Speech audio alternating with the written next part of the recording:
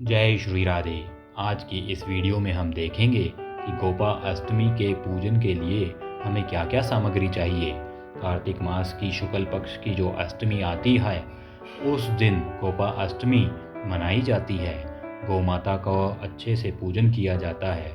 वैसे तो पूरे साल गौ माता का पूजन अच्छे से ही करना चाहिए। रोज़ सुबह उठकर पहली रोटी गौ माता को खिलानी चाहिए।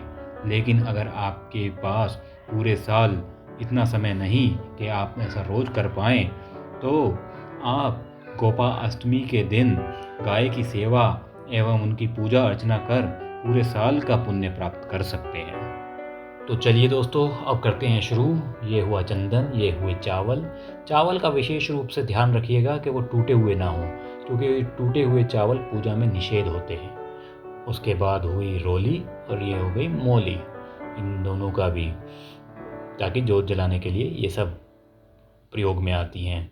उसके बाद हम लेंगे दाल को एक दिन पहले, एक रात पहले भिगो के रख लीजिए, ताकि ये थोड़ी सॉफ्ट हो जाए और गाय को खाने में आसानी से गाय खा सके इस चीज़ को। उसके बाद हम लेंगे 365 बाती वाला दिया। इस दिए को बनाने की विधि का लिंक आपको डिस्क्रिप्शन बॉक्स में मिल जाएगा। और इस दिए की ये विशेषता है कि अगर आप रोज़ नहीं जला सकते तो एक बार जला दीजिए, ताकि एक बार में ही आपको साल भर का अक्षय पुण्य मिले। उसके बाद हम ले लेंगे जल। ये जो जल भर के रखा है पूजा सामग्री के लिए, फिर लेंगे हम ये जल के बाद ये आ गए फूलों के बिना भी एक तरीके से पूजा अधूरी ही रहती है। फूलों का भी अपना एक विशेष महत्व है पूजा आराधना के लिए।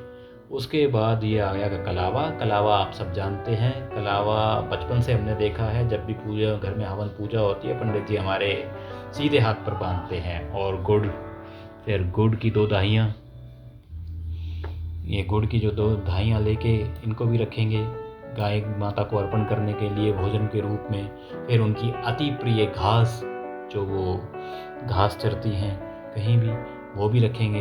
ये मैंने आपको थोड़ी सामग्री दिखाई है, घास को मैंने थोड़ा दिखाया है, आप थोड़ी ज़्यादा भी ले सकते हैं, इतनी ही घास लेने की कोई आवश्यकता नहीं है। फिर शगुन के तौर पर 101 रुपया, जो कि हम गौशाला में दान करेंगे, उसके लिए गौशाला में पंडित जी को 101 रुपया देकर दान दें। पंडित जी का भी मान सम्मान करें गोपाष्टमी वाले दिन।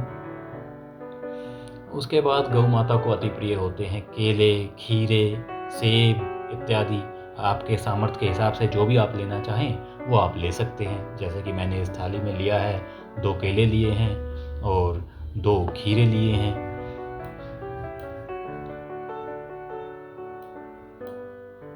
अब ये आपकी भोजन सामग्री तो तैयार हो गई है। अब आपको लेनी है दान हेतु जो भी हम ले सकें। जैसे कि अब हम लेंगे गौशाला में दान कर। अगर आप गौशाला में दान नहीं कर सकते हो तो अपने आसपास पंडित जी को दान देना। ये हुई साड़ी दान के लिए।